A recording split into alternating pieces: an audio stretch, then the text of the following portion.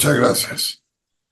Tenemos el agrado de recibir hoy a nuestro miembro correspondiente, don Marcelo Enrique Riveros Rojas, quien es ingeniero químico de la Universidad Nacional de Colombia, de 1974, y tiene una maestría en Ingeniería de Salud Pública del Imperial College of Science and Technology, de la Universidad de Londres, de 1979, cuya conferencia titulada, abro comillas, Rebeca Guillermina Uribe Bonne, cierro comillas, tratará sobre las primeras ingenieras en Colombia, así como sus realizaciones para el beneficio de nuestra profesión.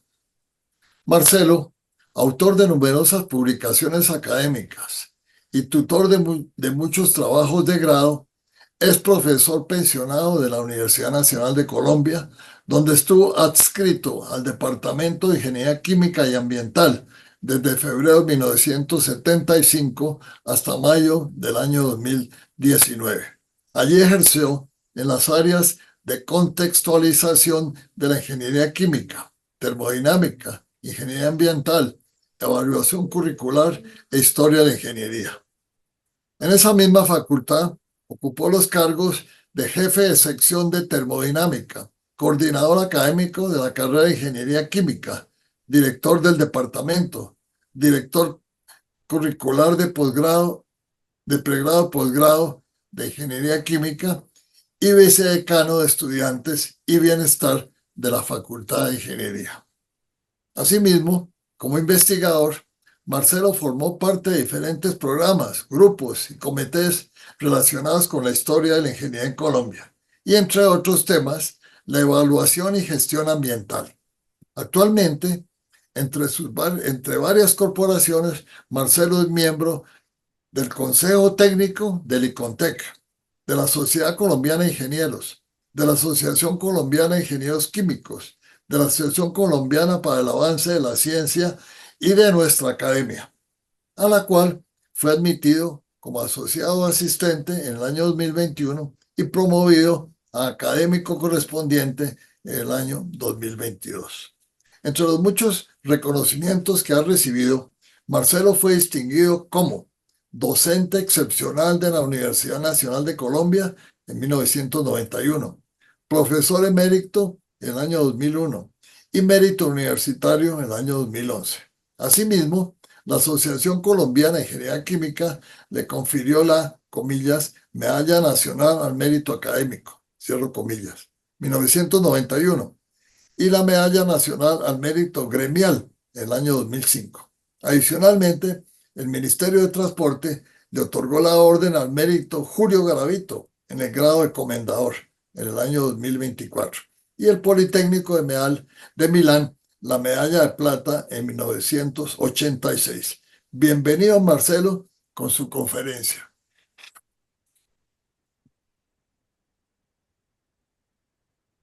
Ya, entonces, señor Adelante, secretario, ya podemos arrancar.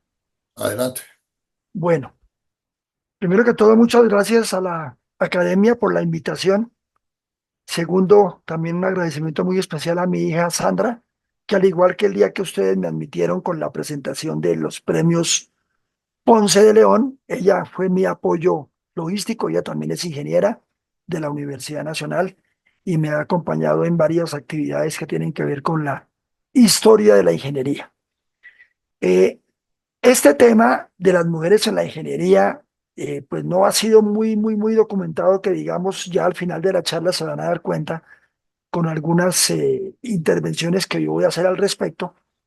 Pero antes de ya de solicitar y colocar la presentación en la pantalla, eh, voy a hacerla como en dos partes. Una primera parte que es una contextualización de la mujer en educación superior en general, iniciando muy rápidamente en Latinoamérica, luego Colombia y para finalizar la ingeniería, la mujer en la ingeniería y ya entrar en los casos particulares de las hermanas Rebeca y Guillermina, que tienen pues mucho que ver en esta presentación de la tarde de hoy. Entonces, Sandrita, por favor, si colocamos ya la presentación.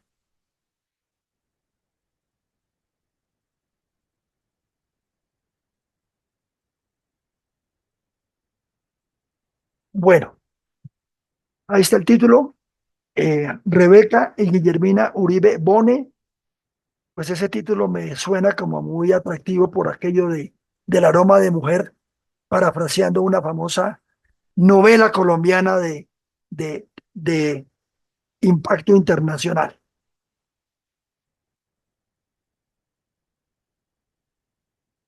Bien, próxima.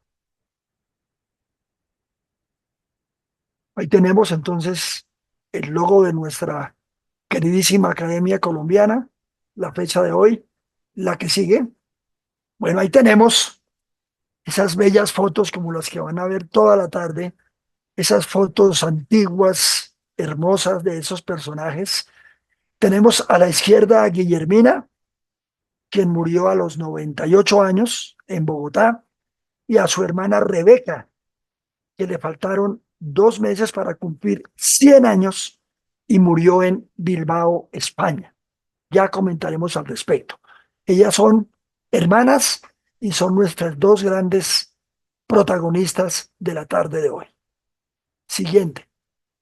Bueno, entonces vamos a mencionar rápidamente unos, no voy a ponerme a leer diapositivas, la presentación va a quedar para ustedes, pero a nivel latinoamericano, pues teniendo información del mundo, de Europa, Estados Unidos, pero para ganar tiempo quise concentrarme en Latinoamérica. Eh, Hacia la década de finales del siglo XIX, eh, a nivel latinoamericano, los países líderes con mujeres en educación superior fueron Brasil, Chile, México, Argentina, Cuba y despuesito Costa Rica. Y en todos estos casos fue prácticamente en medicina. Y la explicación que hay al respecto de por qué medicina fue esa primera carrera escogida por mujeres en Latinoamérica, pues responde un poquito a su manera de ser, a su ADN, el cuidado de la familia, el cuidado de los niños, ese tipo de cosas, digamos, en la formación hogareña, cultural, pues lo llevó a que fuera la medicina como la carrera protagonista. La prueba es que la primera mujer latinoamericana en recibir un título de médica, un título universitario, fue en medicina, la brasileña María Augusta Generoso Estrella. Pero como no había universidades en Latinoamérica, tuvo que viajar a los Estados Unidos y se graduó gracias a una beca en medicina en la Geneva Medical School de los Estados Unidos. Próxima, es la primera. En Chile, nuevamente una médica, Eloísa Díaz Insunza. Ella sí pudo terminar ya en la Universidad de Chile. Se licenció primero en medicina y farmacia el 27 de diciembre del 86 y 5 días después de presentar un examen adicional, obtuvo el título de doctora en medicina y cirugía. Es decir, que Eloísa es la primera mujer en recibir un grado universitario en una institución latinoamericana. Días después, medio año más tarde, la mexicana Matilde Petra Montoya La Fragua, con todas las críticas machistas y todo lo que se reveló México por esto, se graduó en la Escuela Nacional de Medicina. Próxima. Bueno, ahora sí, con este muy rápido panorama latinoamericano, del cual obviamente tengo mucha más información, por si acaso fuese necesario en algún momento, entramos a Colombia y ya voy a hablar de la mujer en la educación. Todavía no en educación superior, porque la historia aquí es un poco más complicada. Después de los 1000 días, en el año 1903, en el gobierno de José Manuel Marroquín, aparece la ley 39 sobre instrucción pública, con un capítulo que se llamaba instrucción secundaria, donde se decía, en cada una de las ciudades capitales de los departamentos debe haber una escuela normal para varones y una escuela normal para mujeres. Deben ser financiadas por la nación y vigiladas por el gobierno departamental. Quedó escrito y consignado en la ley. La que sigue. ¿Cuál es el objeto de estas escuelas. Formar maestros idóneos fundamentalmente para enseñar a los niños en la escuela primaria. No solamente leerles, enseñarles a leer, escribir, sumar, restar, las cosas básicas, sino formarlos en el orden moral e intelectual. Y de paso, contarles en ese momento del país qué había, qué iban a encontrar en la industria, en la agricultura o en el comercio, pensando que más adelante, cuando fuesen maestros, deberían comunicarle a sus alumnos esa información, encima de Sí. eruditos. Recordemos que en aquella época los estudios de bachillerato y los estudios profesionales eran exclusivos para mujeres. La que sigue. Ya para 1910, en el gobierno de Carlos Restrepo Restrepo, el gobierno comenzó a preocuparse un poco más por el tema y comenzaron a acomodar, a preparar programas en algunos colegios para señoritas, pero pensando en necesidades laborales. Ustedes pueden leer que las formaban en comercio, pedagogía, telegrafía, artes manuales, corte y confección. En algunas instituciones un poquito más de aspiraciones, por decirlo así, organizaban cursos de farmacia elemental, enfermería, ya había algunas escuelas o colegios dentales, no en un contexto universitario de odontología, no, sino en una cosa muy sencilla, puesto que en aquel entonces, así ya hubieran pasado 7 años, las mujeres todavía no tenían acceso al bachillerato, el cual era indispensable para que pudiesen entrar a una universidad. Además, ni siquiera existía educación mixta en los colegios. Próximo. Llegamos a la década del 20 y ya comienza un movimiento muy importante para lanzar la causa de la educación femenina. El 5 de diciembre del año 26, la señora Ilva Camacho Soto, considerada la primera periodista del país y quien era editora de la revista Hogar, escribió un artículo, año 1926, va a ser 100 años, titulado La mujer en la universidad, donde ella buscaba a través del artículo admisión a la universidad y la comparaba con lo que ya habíamos visto antes en Latinoamérica, que ya había ingresos a las universidades en otros países. Y en otro artículo de la misma revista colocó llamado ¿Cuántas cosas diría si supiera escribir? Ella escribe dos puntos, comillas. Jamás he deseado cambiarme por mujer alguna, bella, rica o poderosa, pero quisiera ser esa mujer que puede desahogar su alma escribiendo y va dejando su palabra hecha monumentos de arte y como esculpida en el espíritu de los lectores, sugiriéndole la esencia de lo grandioso, de lo bello, de lo verdadero, como un eco o un reflejo de lo que se ha sentido al vertir el espíritu en palabras. Cuando pienso en esto, reconozco que la instrucción es la primera necesidad de la mujer. El resaltado obviamente es mío. Próxima. Ahí se ve en lo que ella escribe, está pidiendo a gritos que la mujer pueda tener acceso a la educación superior. 2 meses después de este evento, en la presidencia de Miguel Abadía Méndez, se plantea la necesidad de mejorar las condiciones educativas de la mujer. Y entonces en el Congreso de la República se intenta hacer una reforma del sistema educativo. Sí, reforma que fracasa, por lo menos desde el punto de vista legislativo, a pesar de la gran solicitud de varias mujeres para el ingreso a los colegios de varones. O sea, hagamos mixta la educación. Pero aunque fracasó legislativamente, quedó la semilla muy fuerte.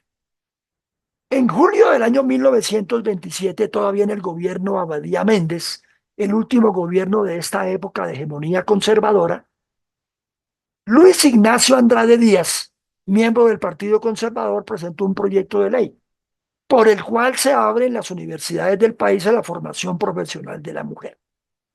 ¿Cuáles eran los puntos más importantes de ese proyecto? La decisión de la Universidad Nacional de Colombia de recibir equitativamente las mujeres y la oferta universitaria nacional y departamental para que las mujeres tuvieran acceso a las especialidades de acuerdo con su posición en la sociedad. Es decir, había elementos académicos, había elementos técnicos, había elementos, digámoslo, políticos y había esta última parte como de elemento social. Vamos a ver qué pasó con esta iniciativa. ¿Qué decía Andrade? El talento no es un privilegio exclusivo del hombre y la mujer ha demostrado en muchas partes del mundo su capacidad para estudiar en ingeniería, en medicina, etcétera, etcétera. Digamos que era un abanderado dentro de los conservadores. Sin embargo, algunos senadores del mismo partido se opusieron al mismo con un argumento donde decían, pero es que no hay una ley que impida que la mujer estudie. Es decir, no hay problema. Es más, algunas mujeres pueden asistir como oyentes a cursos universitarios, pero bueno, no hay reconocimiento ni crédito. A pesar de que hubo ese fracaso, volvemos al tema legislativo, sin embargo, ya estaba muy claro entre la opinión pública que algo tenía que pasar con la educación en la mujer colombiana. Próxima. Ese mismo año, en Bogotá, un granito, se constituyó el Instituto Pedagógico Nacional de Señoritas, dirigido por la reconocida pedagoga alemana Franziska Radke. Hago un paréntesis anecdótico familiar. Mi madre, profesora durante 46 años, Raquel Rojas de Riveros, habló toda su vida bellezas de la doctora Radke, porque mi madre se graduó en 1932 de educadora o de profesora en el Instituto Pedagógico Nacional. Y lo que mi mamá contaba de la experiencia con esta pedagoga alemana era de ser una mujer rígida, estricta, abierta, librepensadora, muy especial. O sea que tengo esa alimentación familiar. Por aquí tengo el diploma inclusive de mi mamá guardado como una reliquia. ¿Qué caracterizaba a la doctora Radke? Ella trajo cambios en la enseñanza pedagógica de la mujer que luego se convirtió en un modelo para otras instituciones del país. Ejemplo, las alumnas ya cursaban asignaturas de ciencias y de algunos idiomas extranjeros, que eso pues nunca había sucedido. Seguimos en el último gobierno conservador de Abadía Méndez. Mayo del 28, el senador liberal Absalón Fernández de Soto propone otro proyecto de ley sobre derechos de la mujer que perseguía reconocer que ellas podían ocupar ciertos cargos y que podían tener acceso a las facultades de la Universidad Nacional. Nuevamente aparece la Universidad Nacional como un vehículo, como un vector para poder llevar a la mujer a la educación superior, a ejercer una profesión. ¿Quiénes se le opusieron al doctor Fernández de Soto?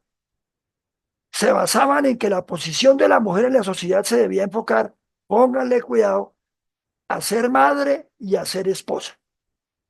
Nuevamente, rechazo del proyecto, pero ya con estos nuevos argumentos en contra, genera una muy fuerte reacción en distintos grupos a favor del fortalecimiento de la mujer en el país. Estamos ya cerquita a 1930 y viene el cambio fuerte a la República Liberal.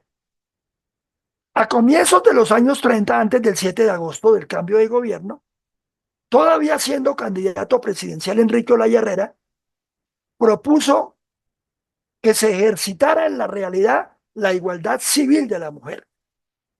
Y ahí se producen, que no lo menciono en la diapositiva, unas leyes que se aprueban como tema de divorcio, separación de bienes y ese tipo de cosas que no eran posibles anteriormente. Y en ese mismo año 30 se realiza en Bogotá el cuarto Congreso Internacional Femenino. Excelente. Allí en ese Congreso hay toda la oportunidad de que la mujer presente, documente y muestre todo el apoyo a lo que ya habíamos venido viendo en las anteriores diapositivas. Es decir, que en el Congreso se hace evidente la necesidad de que haya cambios en la educación femenina para luego llevar a una reforma del sistema educativo en todos los niveles. Ya siendo presidente Olaya, en la mitad de su gobierno, julio del 32, un grupo de mujeres hace una muy fuerte campaña a favor de la iniciativa legislativa para reformar la educación femenina y que para que por favor nos den un bachillerato a las mujeres con el que podamos entrar a las universidades. Finalmente se logró. Decretos 1487 del 32 y 227 del 33. Ellos correspondientes con un contenido de bachillerato que las universidades lo acepten para recibir mujeres. Había pocas instituciones de estudios secundarios para mujeres en Colombia. Por eso el decreto 227, el del 33, la mayoría de los colegios para mujeres se comienzan a crear fundamentalmente en Bogotá y en Medellín. Y a diferencia de un colegio típicamente masculino, los femeninos, antes de que sucediera toda esta buena historia legislativa, no emitían un diploma válido para ingreso a las universidades, sino para desempeñarse en el magisterio, le pasó a mi mamá, o en algunas ocupaciones. Entonces creo que queda claro, el gran hito es en este año 32, 33 y en los años siguientes. Y vamos a ver en la diapositiva que sigue cómo la Universidad Nacional fue, como repito, finalmente la que logró llevar la batuta en este cambio de mentalidad. Ya era presidente López Pumarejo, que fue 3640, el Ministerio de Educación autorizó al Colegio Departamental de la Merced en Bogotá como el primero en Colombia en otorgar diplomas de bachillerato a mujeres en 1935. Es el primero. Poco tiempo después, en Medellín, es el Instituto Central Femenino el que logra el mismo objetivo, mediante una orden o una decisión de la Asamblea Departamental de Antioquia. El caso de Medellín, la ubicación era ideal en Medellín. ¿Y por qué Medellín después de Bogotá? Antioquia ocupaba el primer lugar en crecimiento económico en el país. Tenía mucho desarrollo comercial, mucho desarrollo industrial. Sé que Medellín tenía todas las condiciones para ser en la segunda ciudad del país. Las primeras estudiantes que llegaron al Central Femenino, dice la historia, eran de todo estrato social. Encontraban desde hijas de obreros hasta hijas de grandes profesionales distinguidos. Hasta ese momento, año 35, ninguna institución ofrecía un bachillerato completo a la mujer y por lo tanto ninguna mujer en Colombia podría ingresar a la universidad. Con este marco, año 36, y teniendo en cuenta que había muy pocos colegios femeninos, muchas ciudades intentaron implementar el ingreso de mujeres a través del colegio para varones, sobre todo en la parte rural del país, ciudades pequeñas o en la ruralidad colombiana. La Iglesia Católica puso el grito en el cielo, eso no puede ser. Por fortuna no prosperó la protesta de la Iglesia, gracias a los padres de familia de todo el país, al mismo gobierno y a los sectores progresistas. Y entonces no prosperó ese veto que le quiso poner la Iglesia Católica a la educación mixta. Ahora sí resumimos. Dos hechos concretos que logran inducir el ingreso de la mujer a la educación universitaria, que son la profunda reforma integral de la Universidad Nacional, vuelve y juega, en el año 35. Inicialmente los primeros pinitos los hace Olaya Herrera, sumado a un excelente ambiente en la opinión pública, ya lo hemos visto.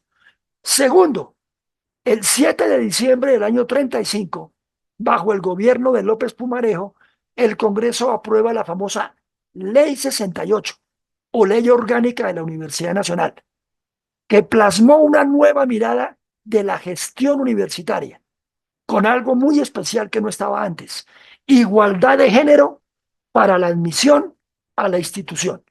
Es decir, que al desarrollar esto, el Consejo Académico de la Universidad produjo una norma que inclusive creaba un año preparatorio como requisito para ingresar a la institución. Luego aparece la Ley 32 del año 36, luego de la Ley Orgánica de la Universidad, que se llama Igualdad de Condiciones para el Ingreso a los Establecimientos de Educación. Con esta ley del 36, luego de la ley de la Nacional, lo que se hizo fue apuntalar, confirmar, ratificar la voluntad del Estado colombiano para facilitar el ingreso de la mujer a la educación superior. Siguiente, por favor. Historia. La primera mujer en ser reconocida como ingresar al medio universitario en Colombia es Gerda Westendorf Restrepo, hija de un alemán y de Calixto eh, y, de, y de Isabel Restrepo. Luego Isabel enviudó, se casó con Calixto Torres Restrepo, y allí nace de ese matrimonio segundo el cura Camilo Torres Restrepo. Pero volviendo a Gerda, ella se matricula a la Universidad Nacional en la admisión del 35 para el 36 y entra y presenta y es aprobado su ingreso a medicina. Cosa curiosa, no se graduó después de médica, no terminó la carrera, terminó siendo graduada en idiomas y fue profesora en filología e idiomas. El año 1943 se convierte en un año muy especial para la mujer universitaria en Colombia. ¿Por qué? Rosita Rojas Castro tenía ese nombre, Rosita, no Rosa, sino Rosita. El 1 de julio del año 43 se graduó como abogada del Externado de Colombia. Primera mujer en la historia de Colombia en obtener un grado universitario. Y además fue la primera jueza del país. Finalizando el año 43, se graduaron en la Universidad Nacional como químicas Dora Turk Molano y Beatriz Adilla. La que sigue. Ahora sí, ya tenemos mujeres, educación superior en Colombia. ¿Y la ingeniería dónde está? Segunda parte de la presentación. Hicimos mucho énfasis en Antioquia hace un rato. ¿Por qué? Porque el departamento de Antioquia, su capital Medellín, como todos sabemos, por cultura, porque eso dicen por ahí, porque la gente lo ha escrito, en fin, por diferentes argumentos que podríamos conversar al final, el departamento de Antioquia había tenido la reputación, el Gran Antioquia, de ser una región muy conservadora en sus posturas sociales y culturales. Pero allí, curiosamente, es donde se dan dos situaciones, para mí, paradójicas respecto a la presencia de la mujer en la vida colombiana, en la industria y en la educación superior en ingeniería. Ya lo vamos a ver. Primera parte, la industria. Mire cómo la mujer en Antioquia se convirtió en un pilar fundamental de la formación industrial. Las primeras fábricas pequeñas de textiles que hubo en Medellín, y luego vinieron las grandes, Fabricato, Coltejer, se caracterizaron porque empleaban jóvenes mujeres o niñas entre 12 y 13, de 12 y 13 años en adelante, para trabajar en los telares. Un ejemplo, ya para 1916, en un censo industrial, en Medellín había 400 mujeres y 110 hombres. Eso demuestra la importancia de la mujer para el empleo industrial.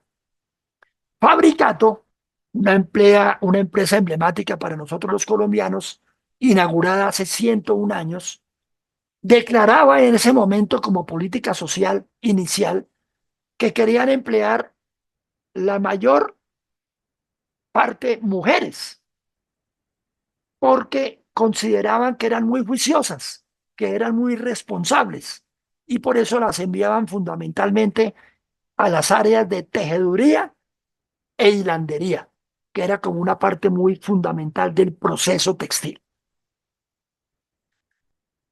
Segunda, de lo que yo llamé situaciones paradójicas, lo académico. Año 1940. Ya habíamos visto las dificultades que se habían dado en Colombia para el ingreso de la mujer a la vida universitaria. En Bogotá habían sido los mayores intentos. Recordemos Universidad Nacional Externado de Colombia. En la Universidad Católica Bolivariana, como se llamaba en ese entonces, para que una universidad se pueda llamar pontificia, tiene que ser con permiso y con decisión del Papa. Entonces, siendo católica, pidió ser pontificia y eso solo se lo permitieron en el año 46. O sea que duró 11 años siendo católica bolivariana. ¿Qué pasó? Esa Universidad Católica Bolivariana fue fundada en Medellín en el año 36 y dentro de las carreras que creó fue la de química industrial. Ya veremos gracias a quién. Y recibió una inesperada solicitud de admisión. ¿Qué decía? El acta número 29 del Consejo Directivo, máxima autoridad de la Universidad Católica Bolivariana del 21 de febrero del 40, dice que el rector de la institución, Monseñor Sierra, le cuenta a los compañeros de consejo, comillas, hace pocos días una joven solicitó el ingreso a la Facultad de Química Industrial. ¿Se imaginan la escena? Una mujer y a estudiar una carrera técnica de química industrial. Se llama Rebeca Uribe Bone, tiene 23 años y es guatemalteca. Por favor, denme su opinión. Y luego de que me la den, tenemos que comunicársela al arzobispo Tiberio de Jesús Salazar Herrera, fundador de la Universidad Católica y máxima autoridad eclesiástica de Medellín. A ver qué nos dicen. La que sigue. Ahí tienen la cédula de Rebeca Uribe, de Fernández, nacida en Guatemala. Ella era muy bajita, 1,50. Se nacionalizó colombiana en el año 59. Ahí está la fecha de la cédula. Esta es la cédula de Rebeca. Y una vez advierto, muchos documentos que ustedes van a ver aquí de fotos, etcétera, no les coloqué la fuente para la presentación de hoy. Pero como es obvio, yo tengo todas las fuentes necesarias de dónde obtuve estos materiales. Obviamente que sí. La que sigue. Antes de saber qué pasó con la solicitud de Rebeca para entrar a estudiar, ¿quién era la familia Uribe Bone? ¿Qué diablos hacía unos guatemaltecos en Medellín? Bueno, aquí está la explicación rápida. La familia era el papá, Guillermo Uribe Echevarría. Él era un experto contable de origen vasco que huyó de España para Guatemala en búsqueda de mejores posibilidades de desarrollo personal y familiar, quien se casó con María Teresa Bonet Romero, una guatemalteca de ancestros ingleses, sobre todo por parte del papá, y esa familia tuvo que salir de Guatemala en el año 28, o sea, ya Guillermo, de España a Guatemala y ahora de Guatemala para otro lado, porque la situación guatemalteca política estaba muy complicada. Un antioqueño que conocieron en Guatemala les habló muy bien de Medellín, típico de nuestros amigos paisas, les habló muy bien y les dijo, váyase para Medellín, yo les doy algún contacto y allá van a tener posibilidades. Eran Guillermo, María Teresa y 6 hijos, 5 mujeres y un hombre, y salieron de Guatemala. Se embarcaron hasta Puerto Colombia, tomaron un barco y remontaron el río Magdalena hasta Puerto Berrío. Vivieron por los lados de Puerto Berrío unos días, llegaron a Medellín y gracias a algunos contactos que le habían dado a Guillermo Uribe allá en Guatemala y a que encontró una buena colonia española vasca en Medellín, obtuvo un empleo muy estable en la naciente empresa Cine Colombia. Se quedaron en Medellín. ¿Quiénes eran los hijos de Guillermo y María Teresa? Para que ustedes vean la familia tan especial. Antonio, aviador. Rebeca, de la que vamos a hablar. Elena, médica de la Universidad Nacional del año 47. Guillermina, de quien vamos a hablar. Carmen, María Teresa, que no estudiaron, digamos, una carrera profesional. Roberto, médico de la Universidad del año 57. Y Jorge, los dos últimos nacieron ya en Medellín, es decir, que eran 8 hermanos, los 6 y 2 que nacieron en Medellín. Próxima, por favor. ¿Recuerdan el Instituto Central Femenino? Primer colegio femenino en Medellín. Bueno, pues miren, Rebeca y su hermana menor Guillermina, quien se graduaría en el año 48 en la Nacional como la primera ingeniera civil de la sede de Bogotá, terminaron bachillerato en el Instituto Central Femenino. Pero mire por qué decidieron estudiar ingeniería. Las dos. Casi todos los profesores del instituto eran estudiantes de la Escuela de Minas. Conocían muy bien las matemáticas y la química y fueron fundamentales para ayudar a que Rebeca y Guillermina se inclinaran por estudiar una ingeniería. Y un gran personaje en Colombia. Todos sabemos quién fue Joaquín Vallejo, el famoso Plan Vallejo. Pues Joaquín Vallejo fue uno de los fundadores del Colegio Instituto Central Femenino, además de ingeniero, economista, diplomático, etcétera, escritor, y les daba cursos de contabilidad. Entonces creo que todo esto sumó con los cursos de cultura general y el tipo de formación que permitió que unas se fueran por los lados de las carreras universitarias y otra buena parte de las alumnas tomaran la carrera del magisterio, la que sigue. Cuando ellas decidieron estudiar ingeniería, los padres, Guillermo y María Teresa, las felicitaron. Por supuesto, eran unos padres adelantados culturalmente en el sentido que tenían normas de mucha igualdad y libertad en familia, no solamente para el estudio, sino para todas las actividades. Eran liberales, librepensadores, fomentaron la profesionalización de sus 5 hijas, lo que en aquellos años, y seguramente en Antioquia, no era muy frecuente, porque siempre era privilegio las carreras para hombres.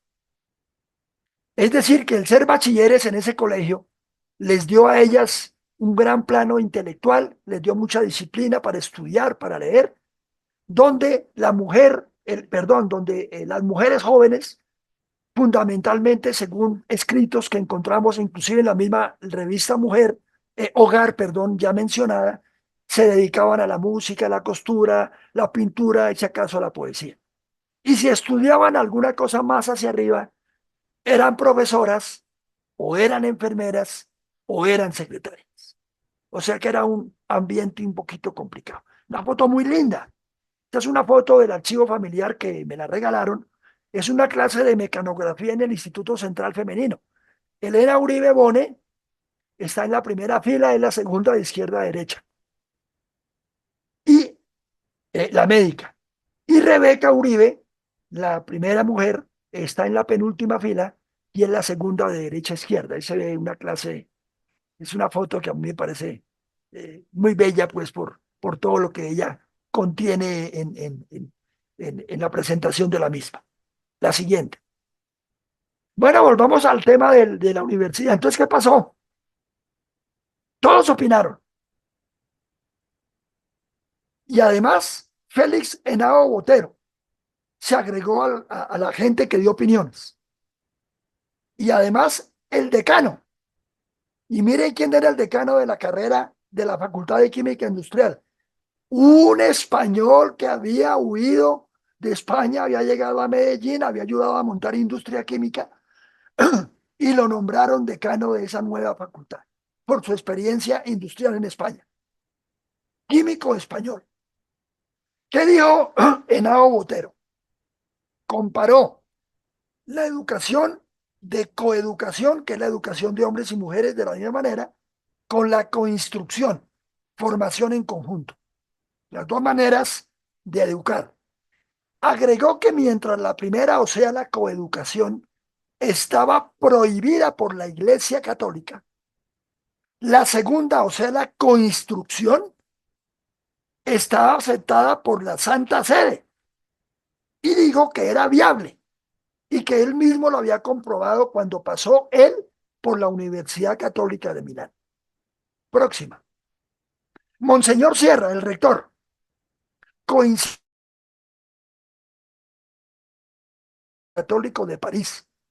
Y el decano Consuegra dijo que en España había muchos ejemplos de la década del 30 donde las mujeres eran admitidas para cursar carreras profesionales en institutos y en universidades de ambiente católico. Además agregó Monseñor, el anterior, perdón, además agregó el rector Sierra, algo todavía mejor. Dijo, las universidades oficiales, la nacional ya lo había hecho, abrió la puerta a la mujer. Razón de más para que nuestra Universidad Católica no va a tener ninguna dificultad en reconocer los grados femeninos en el futuro. Y colocó esta frase: es mejor que las mujeres realicen sus estudios en universidades católicas que ofrecen garantías morales como la que la bolivariana puede ofrecer. O sea que yo diría que inesperadamente, voto de confianza y la respuesta, palabras textuales copiado del acta administrativa: acéptese a la solicitante a la Facultad de Química. No como un ensayo a ver cómo nos va, no señor, como una postura definitiva de la universidad. Decisión que fue ratificada por el arzobispo Salazar, quien era llamado el arzobispo de la educación. Creo que todo se alineó a favor de esta situación y mostró realmente a una universidad recién nacida que tuvo una actitud muy positiva para admitir a las mujeres, dando una muestra de liderazgo y de pensamiento visionario en cuanto a la mujer en la sociedad colombiana. Es decir, Rebeca se graduó. En el año 44 terminó materias y obtuvo el grado el 19 de octubre del 45, siendo la primera mujer en Colombia que recibió un título de ingeniería cualquiera que sea. Su diploma estaba redactado en latín y decía Industriali in Chimia Ingenieri. Veamos, Sandri. ¿Qué hizo ella recién graduada? Entró a trabajar en Bogotá al Departamento de Control de Calidad de Bavaria y sin haber completado su primer año profesional ejerciendo, conoció en Bogotá a Joaquín Fernández, un español también que era hijo de un amigo de su padre Guillermo, que estaba de paso en Bogotá. Se flecharon y se casaron. Años después salió de Bavaria y ejerció por un poco tiempo en un laboratorio de un comerciante francés que vivía en Bogotá y que exportaba quina a Francia. Y ella le ayudaba con todo el proceso de las fichas técnicas, los exámenes de laboratorio, el empaque y todo lo que tenía que ver con la exportación y la garantía de la calidad del producto. Luego con su esposo se fueron para Cali, montaron una fábrica que no dio mucho resultado, tuvieron un hijo, Joaquín, hoy vive en Bilbao, España, y en los 80 se fueron y se radicaron en Bilbao, donde ella murió casi de 100 años. Miren ustedes que a los 95 años estaba montando en bicicleta y tuvo un pequeño accidente que la disminuyó mucho anímicamente. Era una mujer muy vital, muy autosuficiente y salía todos los días a caminar por el barrio suyo. Duró 5 días con su incapacidad del accidente y falleció. Próxima. Ahí tienen ustedes una foto hermosa de Rebeca Uribe, año 40, en su primer año en laboratorio de química, es la que está dentro del círculo rojo. Ahí pueden ver ustedes el laboratorio, angostico, hacia el fondo, las batas colgadas a los lados, etcétera, etcétera. Ese era el ambiente de la época. La que sigue. Ahí tienen a Rebeca en dos momentos diferentes en el laboratorio de control de calidad en Bavaria, año 54. Uno ve una foto de estas, perdónenme mi expresión, y se imagina viendo una actriz de cine de los 40. Es una foto absolutamente hermosa, realmente la foto de Rebeca, la que sigue. Ahí está el mosaico. Esa foto la tomé yo mismo en una invitación que me hicieron en Medellín para que les contara esta historia, que la conocía más yo que Medellín. Fui a editar la charla y la noche que edité la charla, me hice un paseo por la universidad y me encontré el mosaico. Ustedes ven todos los roticos que hay, pero aún así está colocado en la pared. Entonces pude tomar la foto. Ahí ven ustedes a Rebeca Uribe, la única mujer en el año 44. Dice arriba Ingeniería Química Industrial. La que sí. Ahí está el diploma, en latín. Universidad Católica Bolivariana, Rebeca Uribe Bone, más abajo en números romanos, 19 de octubre de 1945. Primera mujer en Colombia. Listo, acabamos el capítulo Rebeca. ¿Y Guillermina qué? Guillermina, su hermana, termina en el año 41 en el Central Femenino. La familia se viene para Bogotá y Rebeca se queda en Medellín. Estando en Bogotá, Guillermina desea estudiar ingeniería civil y obtiene todo el apoyo paterno. Ya sabemos cómo eran los papás y por qué habían decidido escoger ingeniería Rebeca y Guillermina. Y entró a civil en el año 43 a la Nacional en Bogotá. ¿Dónde eran las instalaciones? En el Instituto Técnico Central. 40 estudiantes. Pero al año siguiente ya pudieron trasladarse en el 44 al campus recién inaugurado de la ciudad universitaria. Tuvo una época normal, vivió su historia, sus asignaturas, como cualquier persona, con dificultades simpáticas. No había baño para mujeres en el edificio, entonces tenían que prestar el baño la secretaria del decano, y si no estaba la secretaria del decano tenía que ir al edificio de química, como a media cuadra donde se había baño para mujeres. Bueno, pero con todo el apoyo familiar, etcétera, se graduó el 18 de diciembre de 1948 con el acta de grado número 779, siendo compañera de grado de Julio Carrizosa Umaña, hijo de Julio Carrizosa Valenzuela. Fue su compañero de estudios. Otra mujer se graduó en el mismo año, pero después de Guillermina, y había comenzado la carrera, había terminado mucho antes que Guillermina. Terminó materias en el 44. Hubiera podido ser la primera mujer graduada de ingeniería UNE, inclusive en Colombia, pero no hizo la tesis de grado a tiempo y la ceremonia de grado fue 4 años después. Entonces, desde el punto de vista formal histórico, con grado, la primera mujer graduada de ingeniera civil UNE Bogotá es Guillermina Uribe Bone. La que sigue, por favor. En el año 49 ingresó al Ministerio de Obras, División de Edificios Nacionales. Estuvo trabajando con 3 ingenieros más, especialmente en el área de proyectos. Su primer trabajo fue para el edificio de Correos del Valle.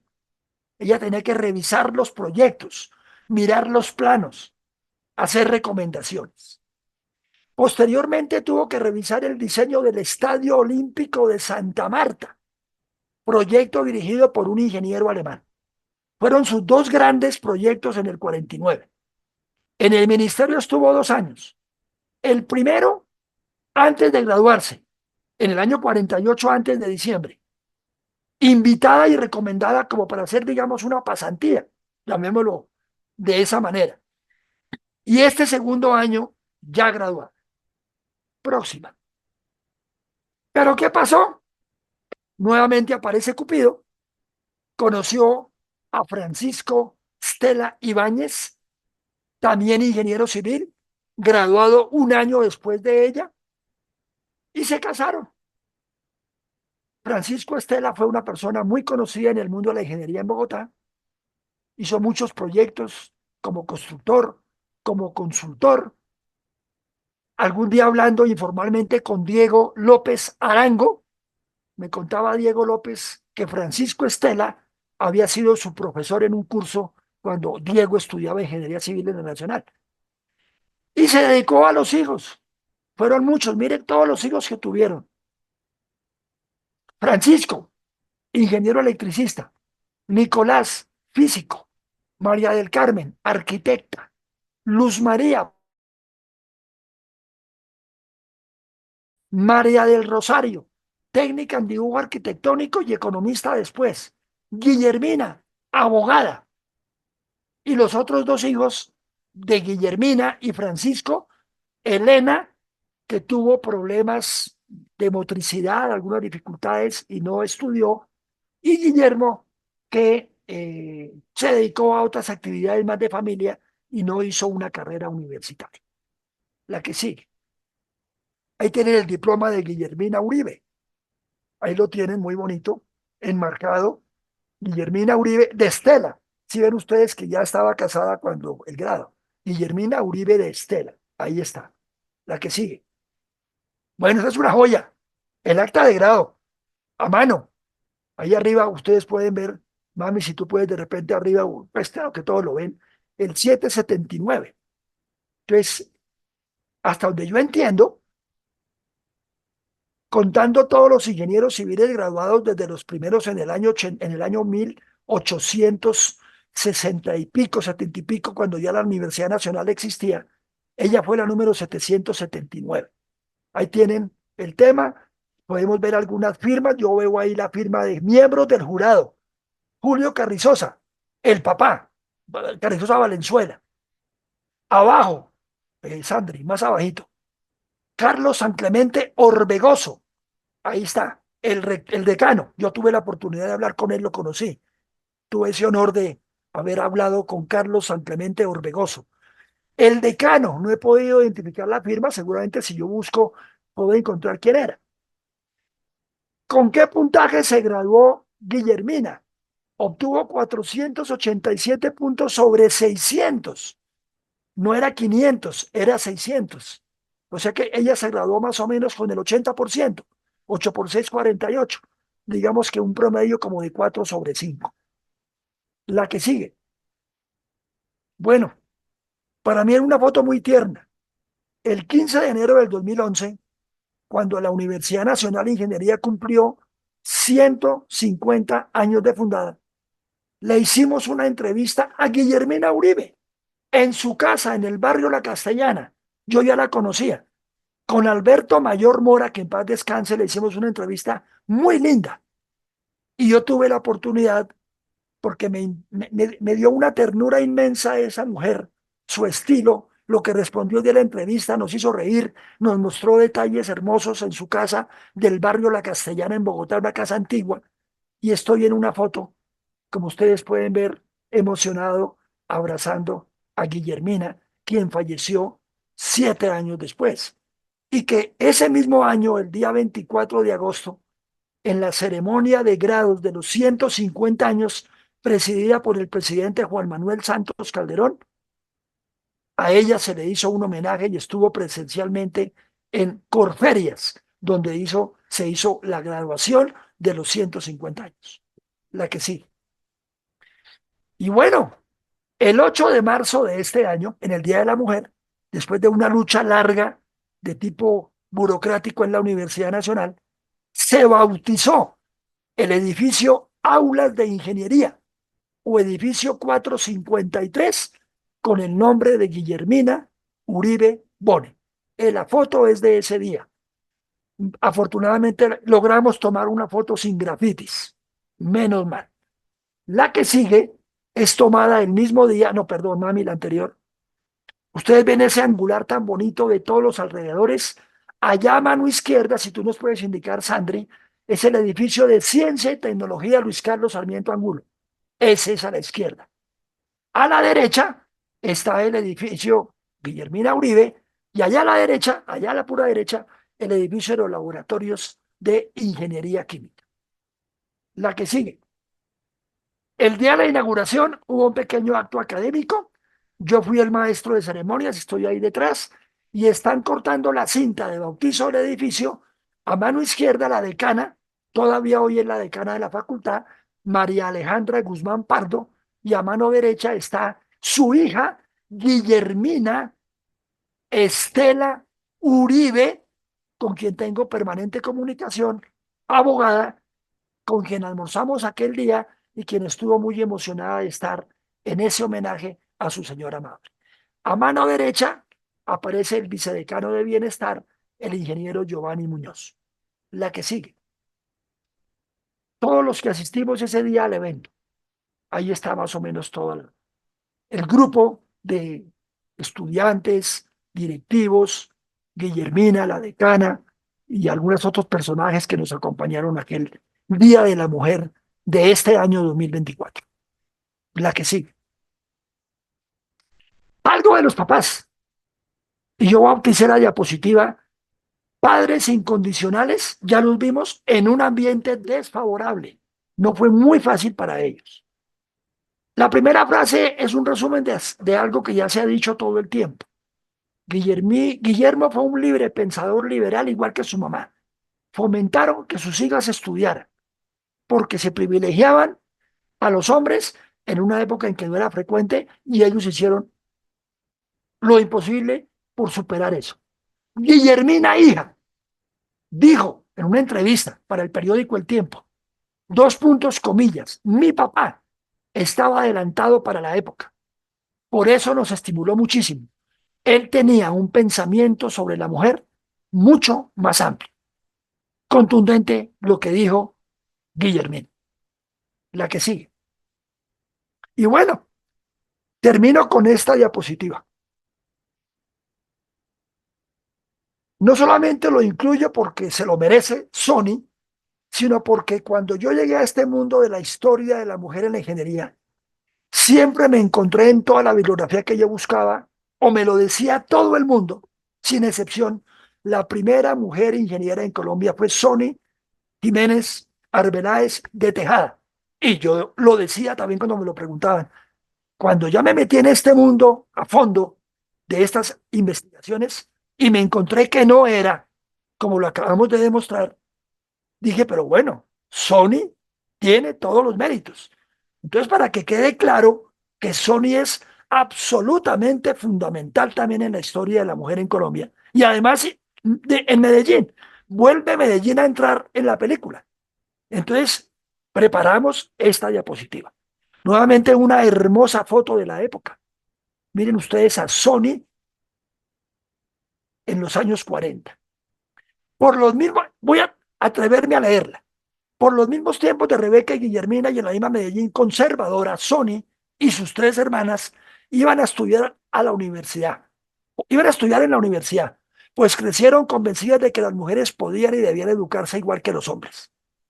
Los padres de ellas también eran muy echados para adelante. Con 19 años, o sea, en el año 41, Sony ingresó a la Escuela Nacional de Minas, hoy Facultad de Minas, y se formó de ingeniera. 5 años más tarde, el 14 de diciembre del 46, recibió el título como la primera ingeniera civil y de minas del país. Y de paso, desafió los cánones sociales de la época y se graduó en una universidad pública. No era tan sencillo. La siguiente. ¿Quién fue Sony? Una mujer liberal, activa, disciplinada, comprometida, gran estudiante, mamá, esposa. También su esposo, el ingeniero Tejada, parecido al caso de Francisco Estela con Guillermina Uribe. Un ejemplo para seguir en las mujeres colombianas, porque aparte de su papel académico y político, Fue profesora y además trabajó muchísimo por la Asociación Profesional Femenina, desde donde apoyó a las jóvenes que querían estudiar una carrera. Fue diputada de la Asamblea Departamental de Antioquia y fue como el equivalente a secretaria de Planeación y Desarrollo del municipio de Medellín. Su hija, Débora, conocida y amiga de Clarita que nos acompaña aquí hoy, dijo de su mamá Sony: mi mamá era la que llevaba la disciplina en la casa y siempre fue un ejemplo para nosotros con su idea de que todas las mujeres debíamos estudiar. Siempre nos mostró que tener una profesión era importante para la vida y para ser independientes.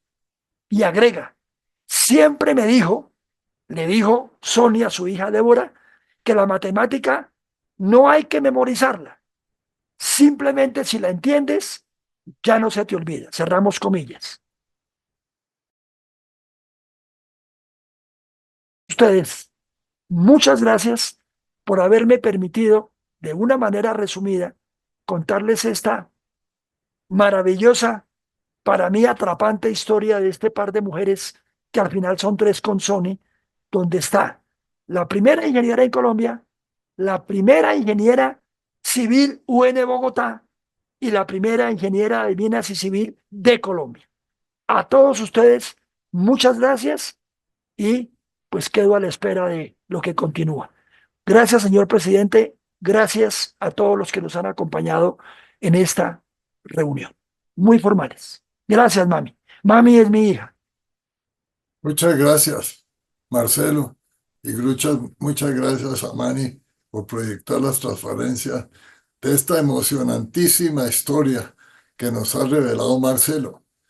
En mi caso, y estoy seguro que el resto de participantes, hemos tenido grandes emociones a oír todo el desarrollo de la educación en Colombia, de cómo las mujeres lograron el ingreso primero a la parte de educación con los hombres en los colegios y luego a las universidades y en la medicina y en todos estos aspectos que se han grabado todas las señoras. Bienvenida, mi señora, que acaba de entrar aquí a acompañarme. Bienvenida, con quien hemos tenido el honor de tener tres mujeres profesionales de mis cinco hijos, así como los hombres. Ha sido muy emocionante, Marcelo. Muchísimas gracias. Todo el esfuerzo de investigación, que no ha sido poco, ha sido maravilloso para podernos hacer esta presentación. Yo tenía unos 2 o 3 comentarios de lo que has hecho para dar la palabra a Clara Elena y al resto de los participantes. Lo primero que diría yo es que es muy bueno ser ingeniero e ingenieras, pues tienen la opción de uno de vivir 98 y 100 años. Pues, claro, pues, probablemente ese aspecto de estar involucrado en la ciencia, pero obviamente haciendo ejercicios, entendiendo la importancia de preocuparse por uno mismo, porque si uno no se preocupa por uno mismo para mantener sus buenas condiciones, no puede llegar a ese nivel de longevidad de 98 y 100 años de las dos hermanas, ¿no? Lo segundo que tengo, eh, a ver, tengo aquí.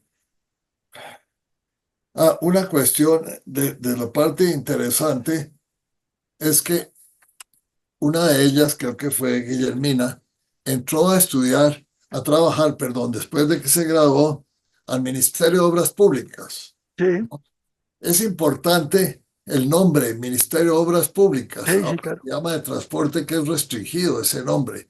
En esa época tenían un departamento que se llamaba el Departamento de Construcciones, ¿no? De edificios nacionales, se llamaba así, ¿no? De la cual creo que fue director durante muchos años un pariente mío, mi padrino, Eusebio Sáenz de Santa María. Claro, entonces, pero es muy importante cómo se participa una mujer, la primera, en las obras públicas. Esa es otra parte muy importante de cómo pueden vincularse. Y luego ya para terminar, una pequeña anécdota, como comenzaste a hablar, que las primeras profesionales fueron en la medicina. Contarles un momento lo que pasó con mi hija segunda, que es hija médica de la Universidad del Rosario, ¿no? Ella en 1983 ingresó a la Universidad del Rosario después de haber ensayado 3 semestres consecutivos sin ingresar porque presentaba su solicitud y no se la aceptaban. Eso no es de esa época. Todavía en esta época los Ujú. médicos de la Universidad del Rosario no aceptaban. Hasta que por fin le dijeron, bueno, señorita, usted ha presentado 3 veces para ingresar a la universidad. ¿Por qué? Dijo, porque me reciben y sigo presentando hasta que me reciban. Y al fin la recibieron para poder ingresar. Se graduó precisamente en 1990 y desde esa época un poco más de 10, 24, 34 años, es profesional de una de las mejores clínicas del país que se llama la Fundación Valle del Lile, Ah, donde, Cali. donde es otorrinolaringóloga y hace implantes cocleares. Perdóneme por el ejemplo, pero me emociona también contar esto. Bueno, muchísimas gracias. Damos la palabra a Clara Elena, por favor, para que siga con sus comentarios y ya veremos quién más quiere hacer aportes. Adelante, Ja- Clara Elena. Jaime, si me permite, Clarita, 30 Adelante, segundos, adelante, nada más, 30 segundos. adelante. Recordemos que el Ministerio de Obras Públicas, con ese nombre, fue creado en 1905 y el primer ministro de Obras Públicas fue el ingeniero civil de la Universidad Nacional, Modesto Garcés Garcés. Eso. Quería aportar eso en la historia del MOP. Modesto Clarita, Garcés Garcés es caleño, sí, además. señor, correcto. Bueno, muchísimas gracias. Adelante, Clara Elena, por favor. Marcelo, excelente presentación, realmente fantástica. Esperando ansiosamente la escritura para ver las fuentes, porque tiene unas fuentes muy valiosas y muy interesantes. Y para completar todas esas anécdotas, uno, mi mamá era antioqueña, era de Sonsón y llegó a Medellín como de 14 años. Úpale. Ella ingresó al Instituto Técnico Central, pero el papá no quería que ella estudiara ni trabajara. O sea, es el contraejemplo de De esas Rebeca. mujeres de esa época. Mi mamá cumpliría 100 años el año entrante, o sea, 99. O sea, era una mujer contemporánea con ellas. Yo me imagino que ella alcanzó a estudiar cuestiones como mecanografía, contabilidad y de todo, porque a escondidas del papá entró a trabajar en una empresita y ahí empezó su vida un poco a escondidas del papá, que por ningún motivo quería que ella estudiara y tampoco trabajara, pero pues con la personalidad que tenía, pues ella hizo eso, pero hubiera sido una gran profesional, estoy segura, por el desarrollo de la vida de ella, que no es el caso de comentarlo acá. Perdón, El otro Clarita, comentario. Clarita, perdón, una aclaración al primer comentario. La mami de Clarita entró al Instituto Técnico Central en Medellín o al Central Femenino. Ah, es que son distintos. No, es que el Instituto Central Femenino es el que yo mencioné, el de Joaquín No, Vallejo. el Instituto Central Femenino. Ok, entonces en el mismo de Rebeca y de Guillermina. Claro, Ok, ella perfecto. debió conocerlas a ellas, yo qué Ah, sé, ya, ¿sí? correcto. Pero ella no pudo completar los estudios, Ujú. ¿sí? Porque el papá no se lo permitió y ella lo que usted comentó, que a las mujeres que estudiaran Eh, como mecanografía, contabilidad, me imagino para ser secretarias, máximo eso, pero sí, no profesionales, ¿de acuerdo? correcto. Listo, Entonces, Clarita. ella es el caso contrario de que el papá no se lo permitió. Entonces, pues yo creo que mi mamá hubiera sido una buena profesional si le hubieran permitido realmente desarrollarse profesionalmente. Un comentario que creo que ayudaría a su historia, que me parece realmente fantástica, es que hay que mencionar a Soledad Acosta de Samper, Marcelo, Ok. porque ella fue una mujer escritora y defensora de que la mujer era capaz de hacer cualquier cosa. O sea, yo le sugeriría que eso se mencionara. Yo ahorita en este instante no les puedo dar los datos a los que nos están escuchando, pero era una mujer que inclusive fue a España a algún congreso y dictó una conferencia como quien dice, las mujeres son capaces de lo que ellas quieran hacer. O sea, y me sorprendió y la recordé por el comentario de una de las mujeres que usted mencionó, que decía que para poder escribir había que estudiar. Y resulta que Soledad, pues tendríamos que mirar la hoja de vida de ella, pero yo no creo que ella pensara igual. Es lo que quiero decir, como una de las pioneras mujeres importantes en este país. Bueno, me alegré mucho que mencionara a Sony, y a porque Débora. efectivamente es la primera mujer ingeniera civil de la Universidad Nacional. Y de Se Colombia. gradúa cuando ya la Escuela de Minas pertenecía a la Universidad Nacional, ¿no? O sea, hablando de paisas y mujeres, para recordar a la famosa canción mexicana, eh, entonces ya era, y efectivamente la hija de Débora es matemática y empezó en ingeniería y después se pasó para matemáticas. Muchas Entonces también gracias. es una mujer muy valiosa. O sea Claro. que la belleza, la inteligencia no son Inversamente incompatibles proporcionales. y no son incompatibles, ¿cierto, Pepa? Porque, y cierto, Inés. Claro. Entonces, ese es un comentario también. Las tres que usted mostró son mujeres realmente que llamaban mucho la atención. El otro comentario es que yo tuve a Gerda como Ujú. profesora de alemán. Miren, Yo ahí fui están. alumna de Gerda Bueno, y ella me estimuló mucho a estudiar alemán y me consiguió una beca en el Goethe que no pude hacer por culpa de un profesor que siempre llegaba tarde y se iba a la hora que le provocaba, entonces se me puso con estudiar alemán con beca. De manera que no, muchos personajes, muchas historias muy interesantes. Y para culminar, yo le haría la siguiente pregunta. Yo empecé a trabajar como profesora en ingeniería en el año 72. ujú, Eran muy poquitas las mujeres. sí, Yo creo que yo personalmente, y dicté clases en ingeniería durante muchos años, creo que nunca tuve una estudiante mujer. Alguna vez alguna se acercó y me decía que era muy difícil estudiar ingeniería como mujer, digamos, en los años, por decir algo, setentas. 70 y tal vez 80. Yo no, yo la pregunta que haría hoy, que hay una decana que es mujer, ¿cuántas mujeres hay en ingeniería actualmente? O sea, si la proporción ha mejorado Mucho, sensiblemente. Clarita. Sí, le respondo.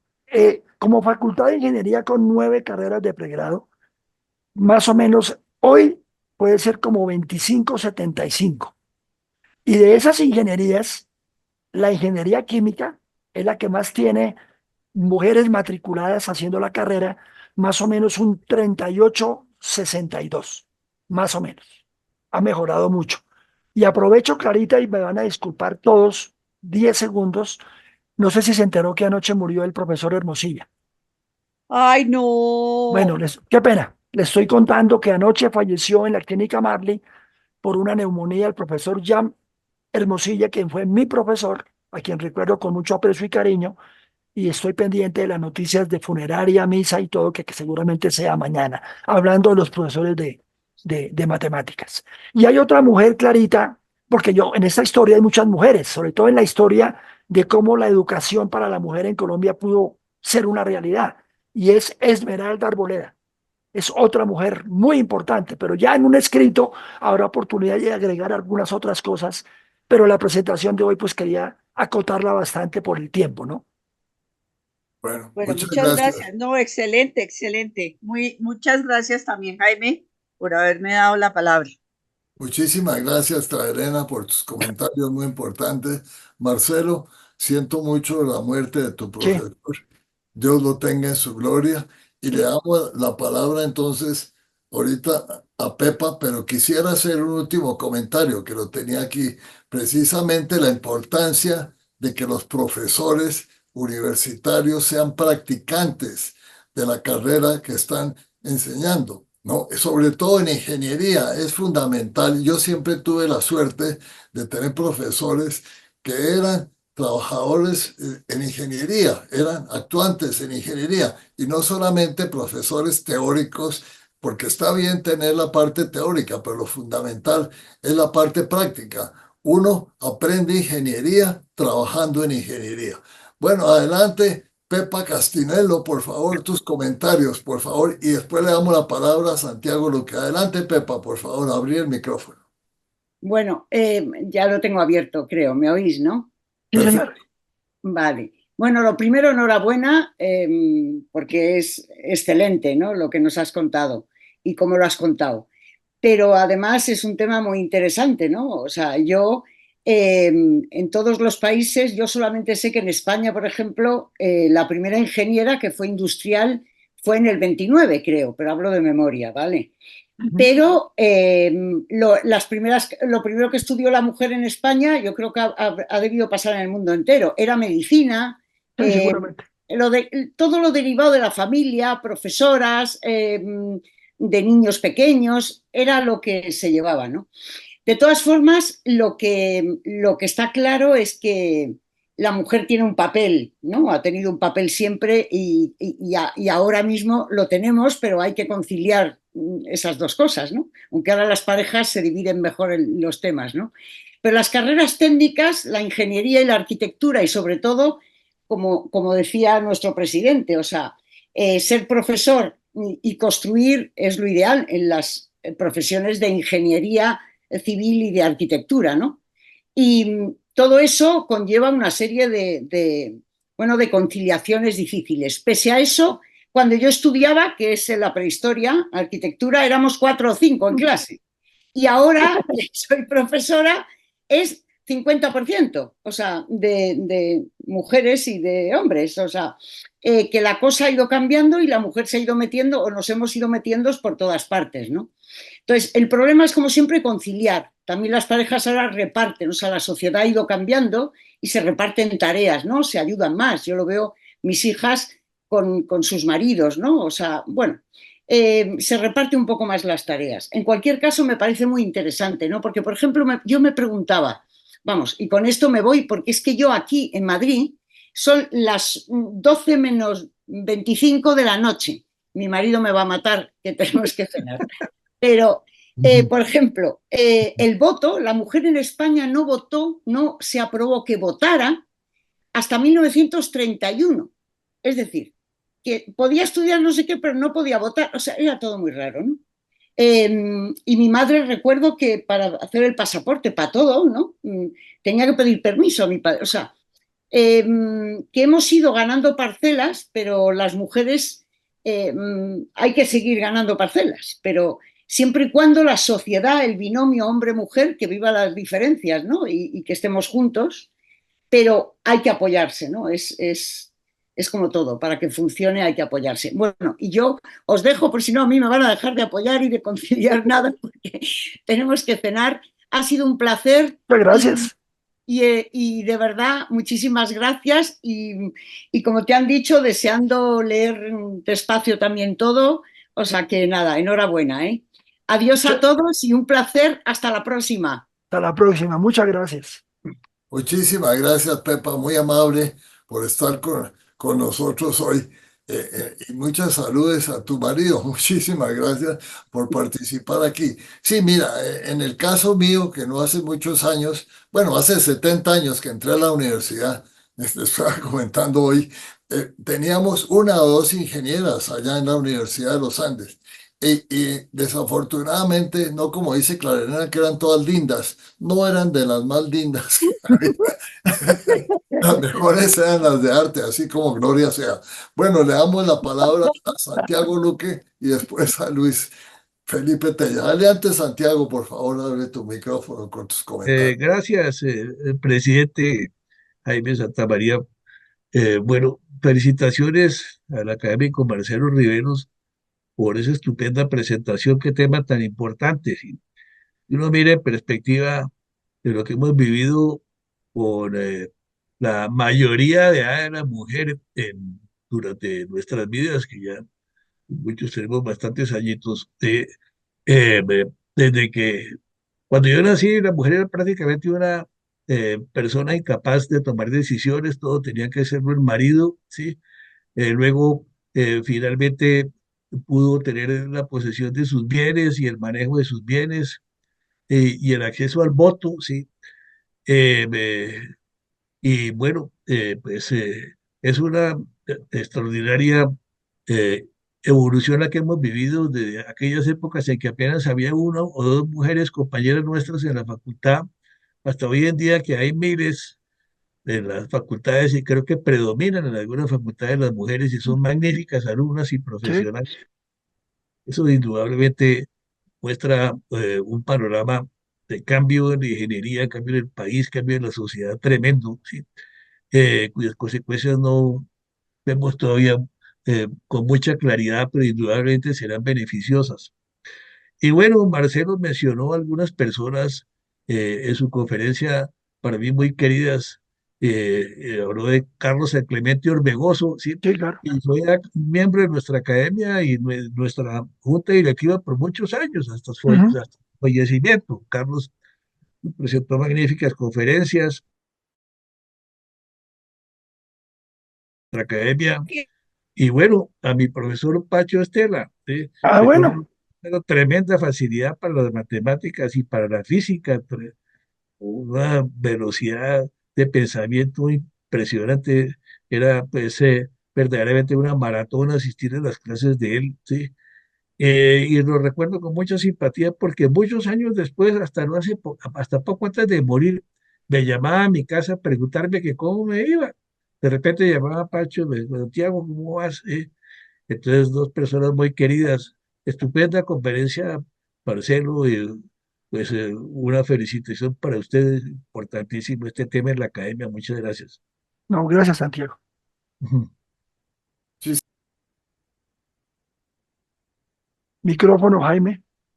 Jaime, micrófono. estoy esperando, ya me permitieron Ya. entrar. Gracias. Bueno, muchísimas gracias, Santiago, por tus comentarios. Sí, realmente recordamos que el voto a las mujeres se les dio aquí en 1953, gobierno de Rodas Pinilla. Adelante, Luis Felipe, por favor.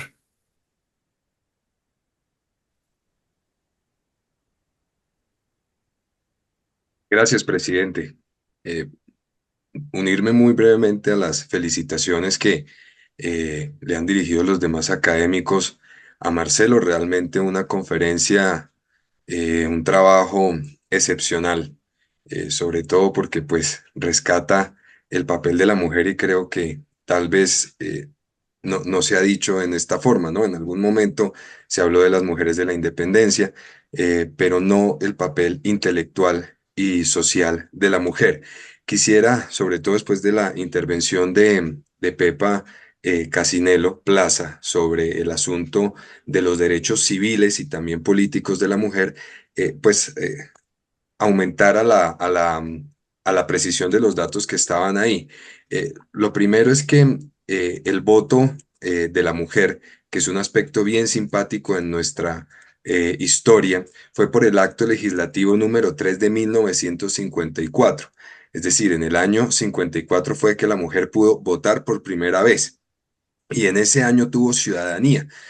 Muchos de ustedes recordarán conmigo que la mujer antes de esa época lo que tenía era una tarjeta de identidad que curiosamente expedía la autoridad postal nacional. Fíjense ustedes, ni siquiera era la registraduría, era la autoridad postal nacional la que expedía la tarjeta de identidad o la carte d'identité, como se llamaba por precisamente una tradición legislativa francesa. Fue en el año 54 con ese acto legislativo número 3 que se aprobó, se reconoció el derecho político de la mujer y la ciudadanía. Y si mal no recuerdo, fue precisamente la esposa del presidente general Rojas Pinilla la que tuvo la primera cédula para la mujer, que fue la cédula 20 millones.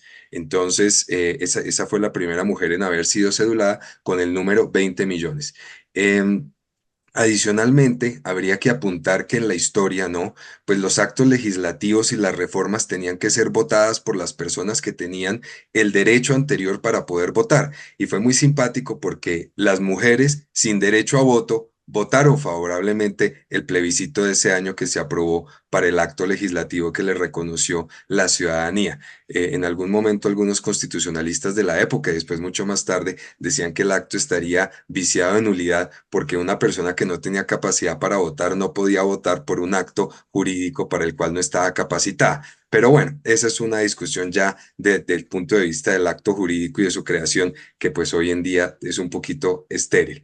Adicionalmente, recordar que fue en el año 32, con la ley 28 de ese año, que se reconoció la capacidad de la mujer en cuanto a los derechos patrimoniales, un poco lo que hablaba nuestro presidente Jaime Santamaría y lo que también explicaba el académico fundador don Santiago Luque Torres, porque antes la mujer digamos, en distintas etapas no tenía la capacidad para adquirir la capacidad jurídica, estoy hablando de la capacidad jurídica, es decir, desde el punto de vista legislativo, para tener la administración de sus bienes. Entonces, en algún momento el patrimonio se confundía con el del marido y en otros momentos era de ella, pero tenía que pedir al marido el permiso incluso para comparecer a un juicio como testigo, etcétera. No podía administrar sus bienes si no era con el permiso expreso del marido. Entonces, fue en el año 32, con la ley 28 de ese año, que precisamente se reconoció la capacidad jurídica desde el punto de vista legal para que la mujer fuera titular de derechos y obligaciones. Por supuesto que eso está enmarcado dentro de las reformas liberales de esos años y eso sí hay que decirlo porque precisamente fue con la retoma liberal que algunos avances pues se produjeron en nuestro país y eso pues es realmente importante. Ahora, eso no quiere decir que el conservatismo hubiera estado en contra del reconocimiento de la mujer, sino que fueron circunstancias diferentes. De hecho, la primera Junta Femenina Nacional fue presidida por doña Berta de Ospina, que fue la primera mujer feminista de Colombia. Ahora, otro comentario que valdría la pena realizar es que incluso en el diploma que vimos de Rebeca Uribe, ¿no?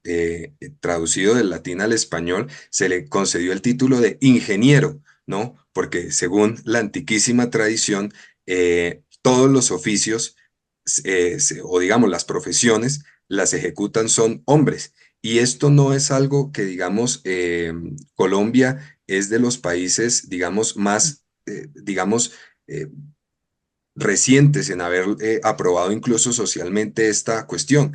Estoy hablando que, por ejemplo, familias de un estrato y de una familia, pues digamos, prominente, por ejemplo, en países como Perú, veían absolutamente negativo que una mujer acudiera a la universidad. Y les estoy hablando de los años 60 y 70, donde, por ejemplo, amigos nuestros, y lo digo, sus padres les decían a las niñas que era inadecuado que una mujer acudiera a la universidad, porque eso era para mujeres que quisieran trabajar y realmente lo que tenían que buscar era, como incluso nos recordaba Marcelo, era aprender ciertas actividades que las hicieran era buenas madres, buenas amas de casa y buenas esposas. Y eso tendría un sentido porque en la tradición romana, que es de la que nosotros heredamos nuestra cultura, la frase era la siguiente: la mujer dependerá en la niñez de su padre, en la juventud del marido y en la vejez de sus hijos. Sin embargo, en Colombia, y este es el punto al que quiero llegar, es que la mujer tuvo un papel en el desarrollo del país principalmente por la Guerra de los Mil Días, a consecuencia de la Guerra de los Mil Días, y alguna referencia estaba allí al inicio en la introducción de la conferencia de Marcelo, porque con la Guerra de los Mil Días prácticamente todos los hombres murieron. Entonces las únicas que podían sacar adelante a los hijos eran las mujeres. Y entonces, ¿quiénes podían trabajar? Solamente las mujeres. Entonces, precisamente a consecuencia de la guerra, que pues en cierta medida es un mal en sí mismo, ¿no? Fue que las mujeres tuvieron la posibilidad de salir adelante, de tener un patrimonio y de poder desarrollarse social y profesionalmente como lo tenemos hoy. Ahora, para concluir, hace algunos años salió una publicación muy interesante, por supuesto, de una mujer antioqueña, cuyo nombre es María José de Escobar, ¿no? En la época en la que existía el almacén Sears, y ella dictaba unas conferencias muy interesantes que después se compilaron en el libro de Glamour, libro que, pues, para, digamos, aumentar a la crítica, ¿no? Que hacía Marcelo a la oposición, a que las mujeres, pues, digamos, eh, antes que buscar una cultura social, personal, familiar, pues solamente sean instruidas. Yo cuando dictaba en la Facultad de Derecho, ¿no? Les hacía leer a todas las señoritas este maravilloso libro que les enseño a ustedes, ¿no? En algunas conferencias muy seleccionadas, porque ahí estaban los puntos de convivencia social. Entonces está muy bien que todas las señoritas sean ingenieras, sean matemáticas, sean físicas, sean abogadas, sean médicas, pero hoy en día desafortunadamente sí se nos ha perdido mucho el sentido de ser una dama, de ser un caballero, y pienso que ese ejercicio de haber enarbolado tanto los derechos femeninos, la supremacía de la mujer sobre el hombre, que la mujer lo puede todo, que la mujer lo hace todo, ¿no? Ese feminismo mal llevado, ¿no? Ha acabado con que, pues, muchas señoritas, pues, no tengan recatamiento, refinamiento, etcétera, y que también nuestra sociedad en este momento, pues, haya perdido el sentido de la nobleza, de la hidalguía, de las buenas maneras, de saber comportarse, de ceder el paso, de saludar en un ascensor, de esperar en una fila. Por Sí. ejemplo, hoy en día las personas fuman delante de otras sin haber solicitado permiso. En fin, tantas cosas que yo pienso que hay es que buscar, es como una combinación, un poco lo que decía Pepa ahora y también lo que decía Santiago Luque, y es que tenemos es que buscar un balance, la justicia, ¿no? Que siempre es lo más difícil. Bueno, no me alargo más, realmente una conferencia extraordinaria, magnífica, y pues no, darte las gracias, Marcelo, y también al presidente por habernos dado la Eh, palabra. Muchísimas Ja- gracias. Jaime y Felipe, ¿me regalan 10 segundos? Adelante, Sigue, Marcelo. Pues mire lo que me encontré aquí en la casa, que creí que no lo tenía a la mano y aquí está. hay que alejarlo un poquito, yo creo. Eh, Es el diploma del instituto. El diploma de mi mamá, aquí está la firma de Francisca Radke y aquí está como examinador José Manuel Marroquín. Ah, Uy, por Dios. Santo Dios Qué bendito. maravilla. Sí. ah, muy emocionante. Muchísimas gracias, Marcelo, por traernos ese recuerdo también. Muy Bueno, amable. Mira el título, institutora. Qué sí, maravilla. dice la República de Colombia y en su nombre el Instituto Pedagógico Nacional para Señoritas, en atención a que la alumna Raquel Rojas hizo todos los estudios exigidos por los reglamentos y presentó el examen final de grado, le expide el presente diploma que la acredita idónea para ejercer la profesión de institutora. En testimonio de ello lo firmamos y sellamos con el sello mayor del instituto en la ciudad de Bogotá, 27 de octubre de 1932. La directora, doctora Francisca Radke, la subdirectora Abigail Amorocho, la secretaria Adela Arroyo. Bueno, Maravilloso. creo que Inesita quiere decir algo, no sé, me pareció. Muchísimas gracias, Marcelo.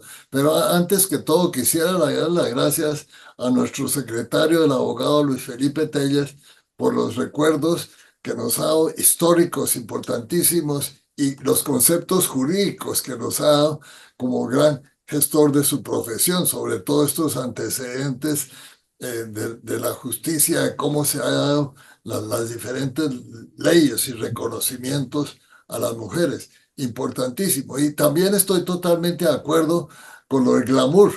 Definitivamente el hecho de ser profesionales y tener cierta posición no es, deben mantenerse precisamente con sus verdaderos valores femeninos y no tratar de imitar a los hombres y comportarse como hombres, como decía, con fumar, con tomar trago, con no sé cuándo, en condición, sino mantener precisamente todo ese glamour que identifica a las mujeres y a las mujeres profesionales. Yo quiero hacer un comentario y darle en primer lugar las gracias a Marcelo por habernos facilitado ese recorrido a través de la historia. también a los comentarios tan pertinentes que hizo el amigo Luis Felipe Telles, para aclarar también muchas cosas del desarrollo de esta sociedad y del desarrollo de lo femenino a través del voto. En esos desarrollos de lo femenino, algunos autores y autoras, sobre todo, insisten mucho en el sujeto histórico, en unas condiciones históricas. Y en el recorrido que se hace a través de las hermanas Uribe Bono, pues lo que vemos es un contexto familiar íntimo y también unas decisiones individuales, porque ahí tanto la cuestión familiar, pero sobre todo lo individual, también es absolutamente definitorio de las condiciones, porque en el caso que ponía Clara Elena de la compañera o amiga, que el papá no quería que ella estudiara, sin embargo, ella estudió y realizó muchas cosas. Entonces, esa decisión personal que es absolutamente importante, y sobre todo esa inteligencia creativa, política, social, para estar en las fisuras, digamos, de lo que es obstáculo para que uno se desarrolle, sea hombre o mujer. Pero claro, lo de las mujeres fue uno de los recorridos también, uno de los primeros y de los más difíciles, porque el mundo era el patriarcado y era lo masculino absolutamente en todo.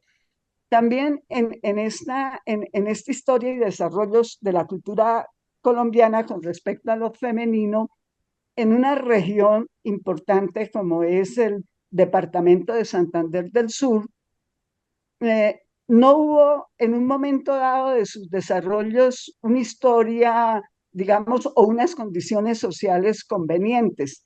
En los años 50 fue ese periodo que aquí se llamó de la violencia en Colombia.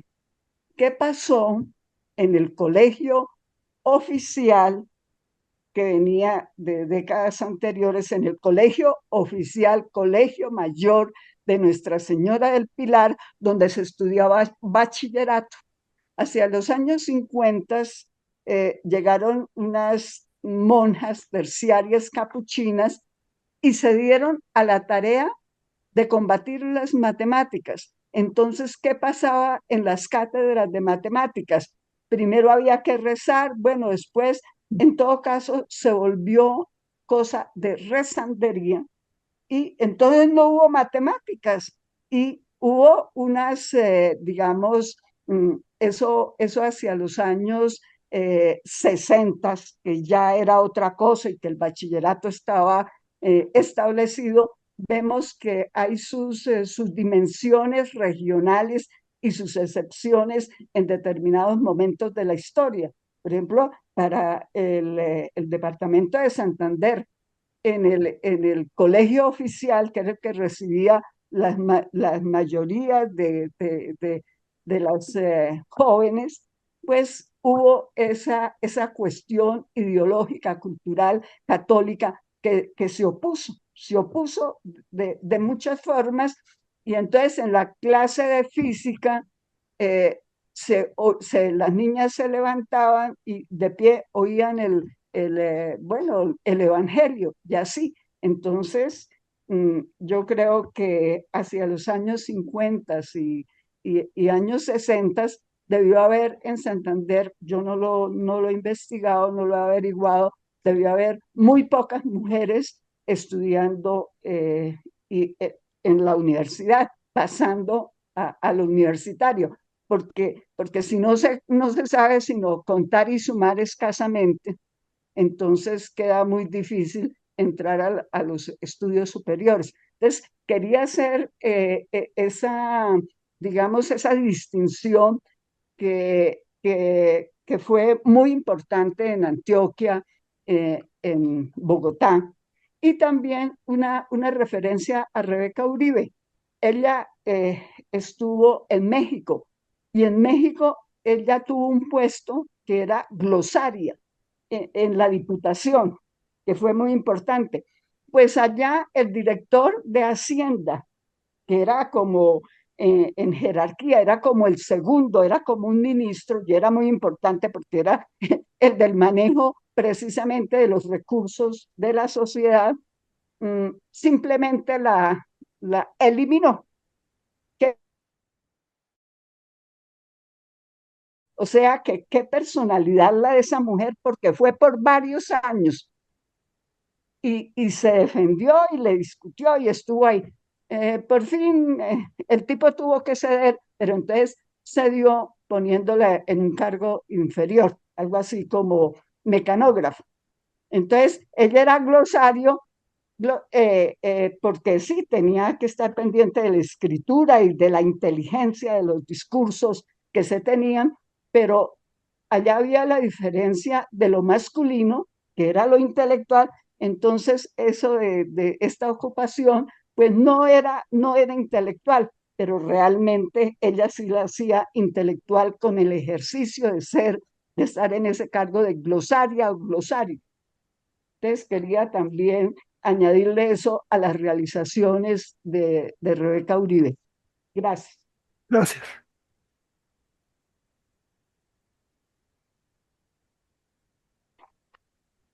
Muchísimas gracias, Inés, por las precisiones y tus aportes a esta reunión. ¿Alguien más quiere hacer algún comentario?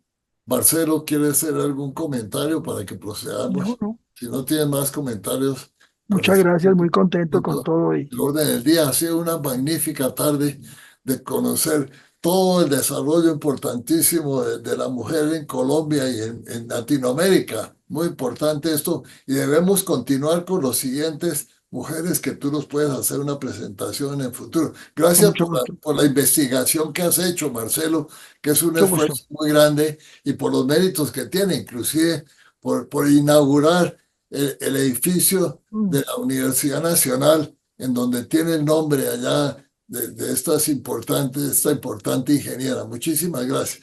Con Podemos gusto. continuar con el siguiente punto del orden del día, señor secretario, adelante. Cierre de la sesión, presidente. Cierre de la sesión. Bueno, como digo, que tengan una feliz tarde aquí en Bogotá, un día esplendoroso, cielo azul, estamos muy contentos, afortunadamente.